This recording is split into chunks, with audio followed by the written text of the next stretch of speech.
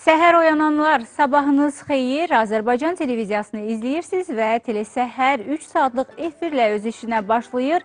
26 may tarixidir, həftənin bazar ertəsidir. Yəqin ki, hər kəsin artıq bu həftəyə olan planı, məqsədi hazırdır. Hər kəsə uğurlar arzu edərək biz də efirimizə başlayırıq. Günün əsas mövzularını sizə 3 saat boyunca mən Təranə və əziz həmkarım Şaiq təqdim edəcək. Şaiq, sabahın xeyir olsun. Sabahın xeyir olsun Təranə. Dəyərli izləyicilər, gününüz aydın olsun, işləriniz avanda olsun.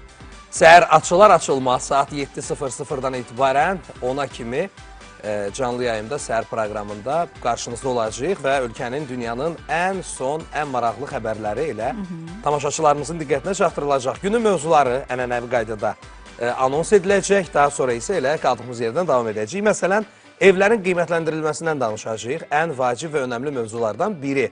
Evlər plana düşəndə bu necə qiymətləndirilməlidir? Burada bəzi məqamlarda ev sahibinin haqlı narazılığı, bəzi məqamlarda da haqsız narazılığı olur. Şirkət sahiblərinə bəziləri anlayış göstərir, bəziləri göstərmir. İndi burada məbləğ məsələsi var. Bu necə qiymətləndirilməlidir şirkət tərəfindən? Ümumiyyətlə, bazar qiyməti necə ölçülməlidir?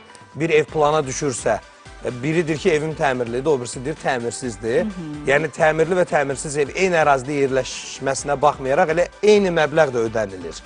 Bu nə qədər ədalətlidir, nə qədər doğrudur, əslində bu mövzuya da bir qədər geniş yer verməyə çalışmışıq. Bəli, aydınlıq gətirmişik. Eyni zamanda süni intellektlə yaradılan videolar. Süni intellekt artıq həyatımızın bir parçasına çevrilib və sosial mediada da bu şəkildə yaradılan videoları biz izləyirik, dahilərin videolarını izləyirik və əlbəttə hər kəsin marağına səbəb olur. Xoşuma da gəlir əslində. Bəli, necə hazırlanır o videolar?